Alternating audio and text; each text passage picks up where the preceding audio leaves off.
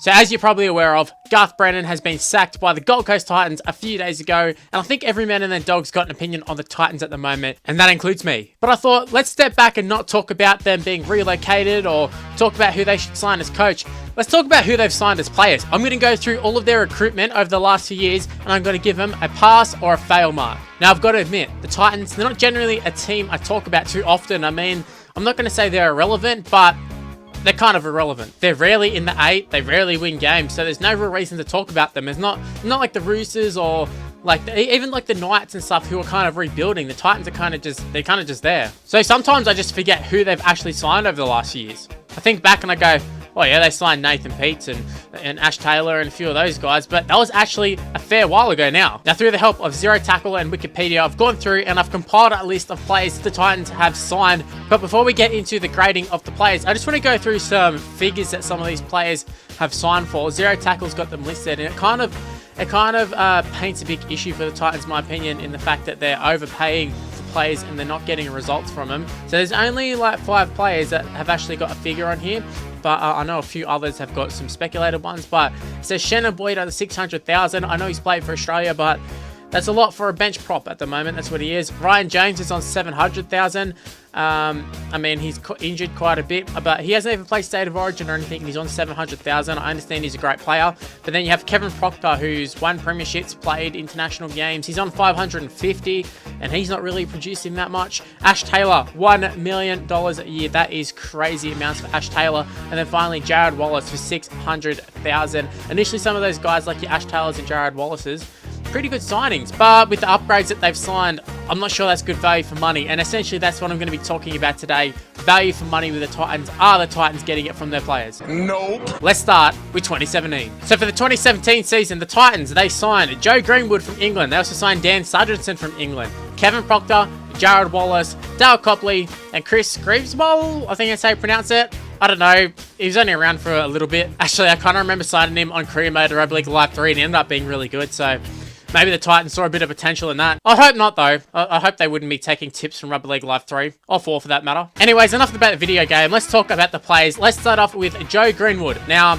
I really don't remember him. I remember he played second row, but for the most part, I don't really remember him. Wasn't very memorable, which probably explains his time at the Titans. I feel like he was kind of an okay player, nothing amazing. I think he only lasted the 1 season though, and then he was gone. So he's definitely not up there with some of like the Raiders guys. You look at the Raiders guys, the value they've got from, you know, your John Batemans, Elliot Whiteheads, even Ryan Sutton, those sort of guys, Hodgson, and then you look at Joe Greenwood, kind of not up there. He doesn't fit in with those lot. Either does Dan Sargentson. He was a back, he was a centre, I believe. Now I remember when he signed, I remember seeing English people being like, no way he'll cut it in the NRL. And, you know, that's a bad sign when Super League fans are saying they won't cut it in the NRL, because they generally like to hype up the players and then they come over and then the backs get destroyed. Where this guy, they thought they didn't rate him at all. So the 2 English lads, I'm going to give them both fail marks. So that's 2. Put them on the screen right now, the 2.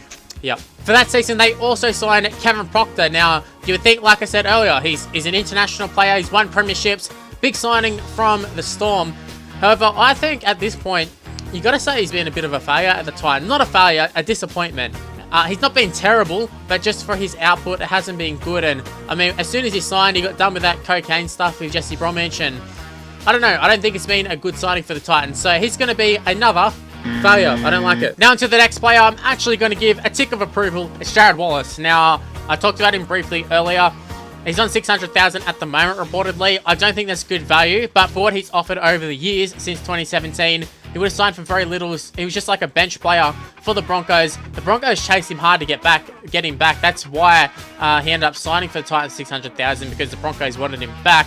But yeah, I think he's been good value for the Titans overall. It remains to be seen what he's going to be like for the rest of his time at the Titans, but for now, he's been pretty good, so give us a tick there. Another tick coming here, another former Bronco as well. We have Dale Copley. Now, I believe he signed from the Roosters.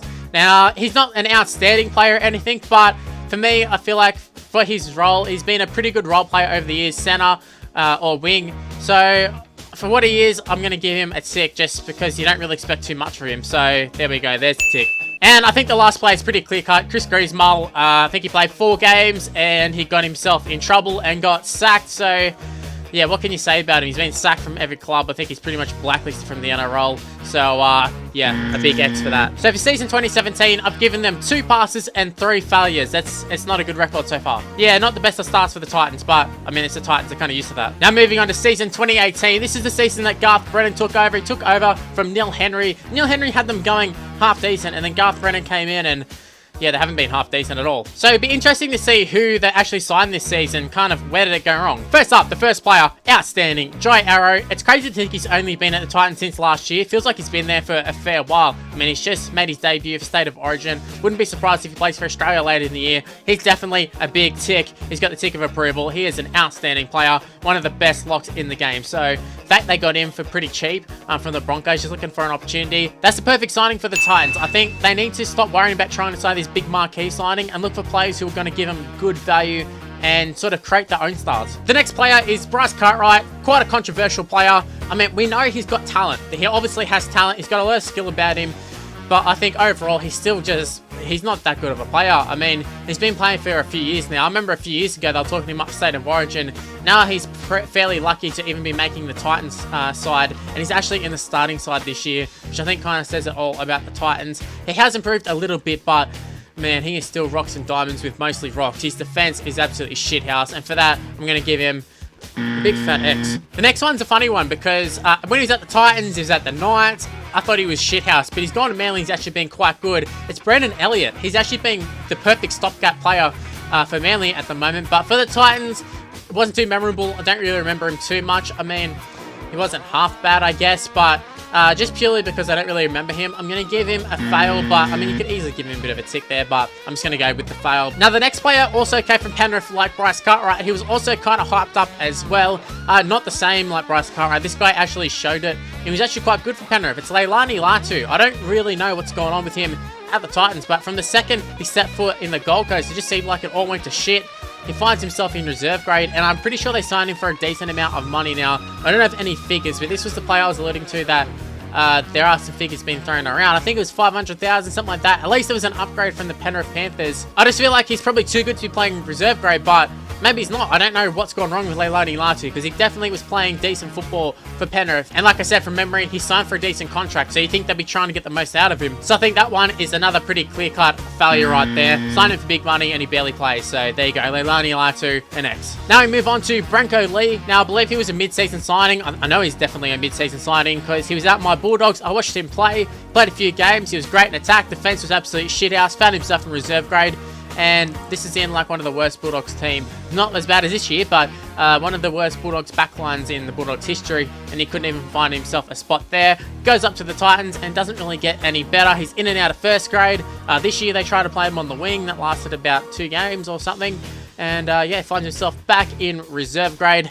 I think that's another dud signing. I'm going to X that. The next player I'll talk about briefly because I don't really know too much about him. I know he's been around for a fair while, but it's Will Matthews. I think he's played a little bit for the Dragons, mostly for the Titans though. I think he's had 2 stints at the Titans, both pretty ineffective in my opinion. I just saw he was in the reserve grade side for them, so just for that reason, I'm going to give him an X. I know he's just a bit of a stopgap player, but so is this guy, Jack Stockwell. He's the next one. I think he's actually been half decent. He's starting for him at the moment. At least they're getting starting time from him. He's in the starting side, so I can't really give that a failure. So I'm going to give him a tick. So Will Matthews gets the X, and Jack Stockwell gets the tick just purely because he's starting for him at the moment. So decent value, I guess. So for season 2018, Garth Brennan's first year, there were 5 X's and 2 ticks. Yeah, that's not good. I think looking at all those X's, there's no surprise as to why they needed to make some big signings for season 2019. And big signings they did make, just not very good ones. Now, I've just been shitting on the Titans recruitment at the moment, so let's start things off a little bit different. Let's start off with a good signing. I think a great signing for them has been Brian Kelly. I think he's been a really, really good signing. Obviously, he was there a few years ago at the Titans, kind of made his name a little bit, got his start, moved to Manly, and actually played pretty decent for Manly. I thought he was one of Manly's best last year in a shit team. And then he moved back to the Titans, and I thought that was a bad move for Manly. Now, obviously, Manly have actually recovered pretty well, but I think he's been a pretty good signing for the Titans. So I'm going to give a tick of approval to Brian Kelly. I'm going to follow that up with probably the most high-profile signing of 2019 for the Titans. Another center. Well, maybe he's not a center. I don't know what he is. Center, fullback, 5'8", lock, second row. Tyron Peachey. I thought we just talked about Brian Kelly. You can kind of compare him to Tyron Peachey. Tyron Peachey has been playing center for the Titans, and I think that's the big problem with Tyrone Peachey. He's a good player. He's obviously got talent. He works hard. He didn't want to go there to start off with. He tried to get out of his contract. Obviously, he still went up there. But just the fact that they don't know what his best position is, I think, kind of hurts the Titans a lot.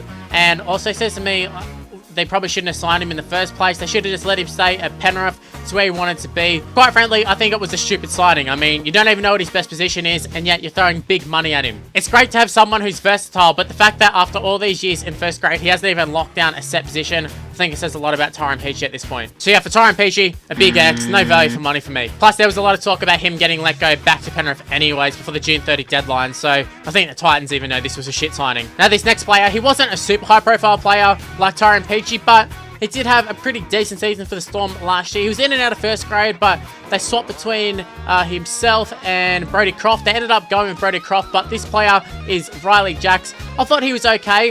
The problem is, I think they banked on Ash Taylor getting back to form, and he was going to sort of play second field to him, and it hasn't happened. Instead, they sort of gone with Tyrone Roberts. I'll get to Tyrone Roberts in a second, but for Riley Jacks, I feel like, I don't know what sort of money he'd be on, but it'd be a little bit more than what his Storm contract would have been, and he's gone there for an opportunity, and he just hasn't got it, so I think that's another dud signing at this point, so that's another X. Now, I may as well talk about Tyrone Roberts. I just touched on him briefly before. I think he's been a great signing for the Titans both times. When he first signed for the Titans, I was thinking this guy is shithouse. He looked crap at the Knights. When he first came into first grade, he showed a lot of potential, but he went downhill very fast. But he went to the Titans. I think he matured as a player. And I think when he went over to England, I was surprised, and he's come back, and I think he's matured even more. I think he's a fairly solid first-grade player. Once again, the problem is I think they've banked a lot on Ash Taylor. Well, the fact that they're paying Ash Taylor $1 million a season, and he's not delivering the goods. And at the moment, he's not playing at all. So it hasn't really worked out for the Titans in the halves, but between him and Riley Jacks, Tyrone Roberts is 10 times the player, and he's also going to get a tick of approval. Now we move on to probably the second biggest disappointment out of all of these signings. I'd say Tyrone Peachey is probably the biggest because he had a lot of hype, but Shannon Boyd, he played for Australia. He was talked about playing for New South Wales. Now, I never understood the hype for him. You looked at his stats. He was such a big bopper, and he's getting picked for Australia, but he couldn't even crack like 100 meters in a game for the most part. So I kind of didn't really understand the hype, but the Titans, they bought the hype. They signed him for big money for a prop, and he has not delivered. I know there's talk that he's playing with an injury, but I mean, most NRL players you'll find are probably playing with injuries, and at this point, $600,000 for a player of his ability. He's coming off the bench, and he's having literally like no effect on the game, and that's just way too much for him. That's really, really bad value for money.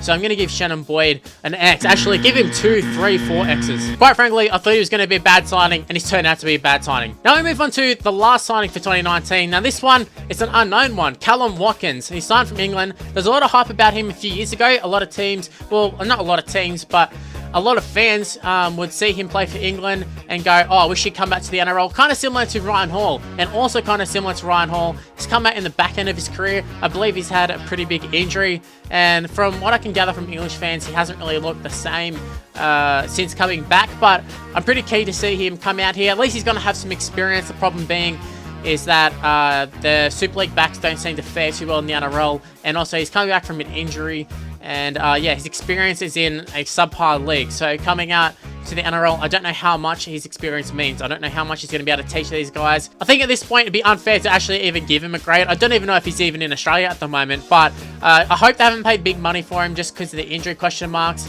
Hopefully he's just coming out looking for an opportunity, because that's the type of signings the Titans need to make. Obviously, they missed out on guys like Sargentson and Greenwood, but they came in here looking for an opportunity, and they're the sort of risks you got to take. They're the ones I don't mind signing the guys from the Super League. It's the ones like Shannon Boyd, Tyrone Peachey, those sort of guys that they've signed for big money and are just absolutely not delivering. That is where the Titans have gone wrong in the past, and that's where they continue to go wrong. And I think they need to bring in the right coach, but they also need to sort out their recruitment. I think their recruitment has been atrocious, and I think that is the big issue at the Titans. They're signing players who come here looking for the money, looking for a bit of a holiday. Even your Kevin Proctors and that haven't been atrocious, but definitely haven't been up to the caliber they were at their previous club. So they need to stop signing players looking for a bit of a holiday and look for players who are looking for an opportunity. Honestly, I don't know what's going to happen with the Gold Coast Titans in the future. I doubt they'll be relocated or kicked out of the comp or anything, but they need to make sure they absolutely nail the next coaching appointment. Anyway, guys, leave in the comment section below. What are your thoughts on the Titans recruitment as a whole? I don't think it's good, and I'm sure a lot of you guys probably disagree. Probably some agree as well, but make sure you leave in the comment section below. What are your thoughts on the Titans? Righto, guys, that's all I got to say about the Titans recruitment. Hopefully you enjoyed the video. If you did, make sure you go ahead and smash the like button and subscribe to the channel if you're new around here. Also, make sure to follow me on Twitter and Instagram. It's on the screen right now, Mr. Luke on YT. My Facebook page is also in the description below. It's just Mr. Luke. Search it up on Facebook. It should come up, or click in the link in the description. Also, add me on Snapchat, Mr. Luke on YT. I post in there a fair bit of bullshit, but go ahead and add me on that. Anyway, guys, that's where I'm ending the video. Thanks for watching. I'll see you next time. Bye, guys.